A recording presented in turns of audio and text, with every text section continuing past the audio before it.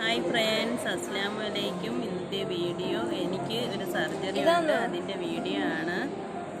നാളെയാണ് എല്ലാവരുടെയും ദുആയും പ്രാർത്ഥനയും കൂടെ ഉണ്ടാവുമെന്ന് വിശ്വസിക്കുന്നു. എന്നെ ഒരു 11 മണിയാകുമ്പോഴാണ് സർജറിക്ക് വേണ്ടിയിട്ട് കൊണ്ടുപോകുന്നത്. തൈറോയിഡിൻ്റെ സർജറിയാണ്.